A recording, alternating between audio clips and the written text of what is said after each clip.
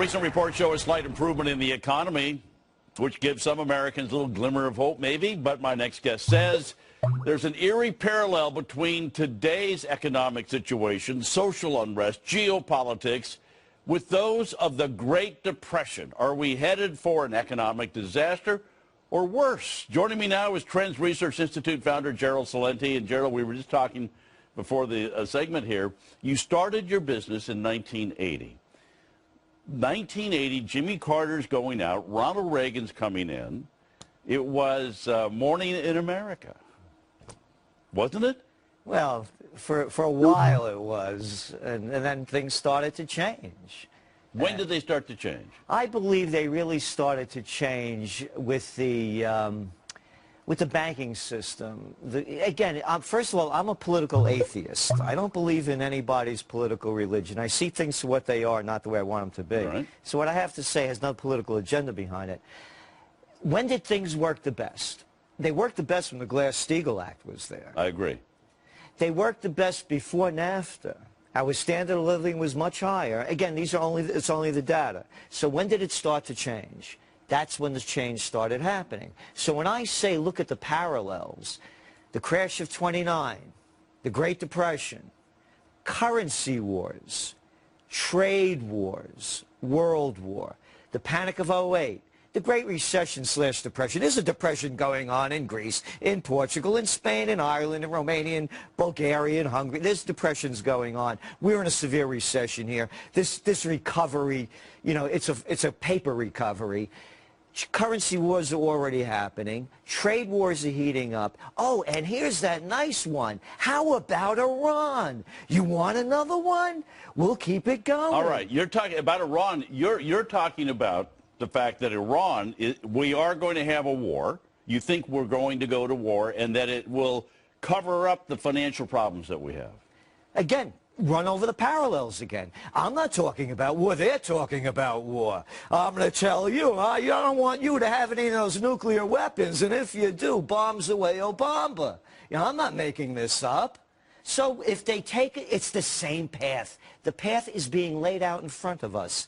History is repeating itself. Only the names and places have changed. Tell me about this Iran situation again. So if we go to war with Iran, are you saying that it will cover up the financial problems because of the fact that the war machine will provide jobs, growth in various industries and so forth? Or are you talking about something much bigger? Oh, much bigger, much different.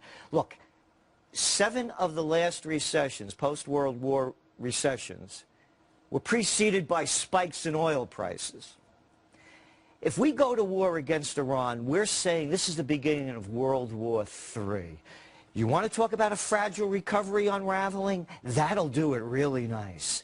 These aren't the Iraqis, these aren't the Libyans, these are the Persians. They've been around a real long time. There's 70 million of them, and they're not going anyplace. So what we're saying is if there's war, by the way, war has already been declared. An economic war has been declared by the Senate and signed by President Obama on New Year's Eve with the National Defense Authorization Act. The embargo is being put upon Iran. Again, another parallel, but a flip. Remember that in Japan, they cut the Japanese off from resources before World War II? The story they never talk about? Now they're stopping Iran from selling their resources. Oil production in Iran now is down at a 10-year low. So they're putting them out of business. They're building this, they're beating the drums of war. You follow trends, you predict, you write about trends. That's what your whole business is about, trends. Do you worry sometimes about getting off of the financial trends? And I go back to, I think it was maybe late 80s, early 90s. There was a guy named Joe Granville. Joe Granville called the crash of '87 almost to the day. And Joe Granville then was touted as being the soothsayer of everybody on Wall Street. Joe started predicting earthquakes, and it was crazy. And so he lost all his credibility.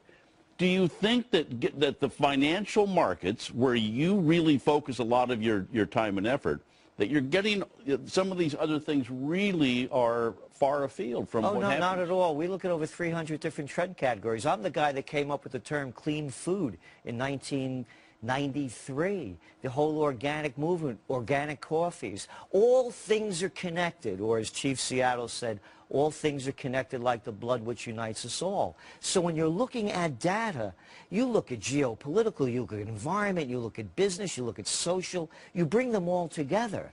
And that's how we make our forecasts. And by the way, the way I began to make my name was I too called the 1987 stock market. You did. crash. You did. Yes, you did. So as we're sitting there now playing around 13,000, we're back to a number that makes a lot of people not afraid to open their 401k statement. Where are we going to be? Are you short-term forecast, 6 months, or are you more of a 6 years? Well, as long as they keep interest rates low. This is, again, a replay. What got us out of the crash of 2000 when the NASDAQ crashed and we were in a recession?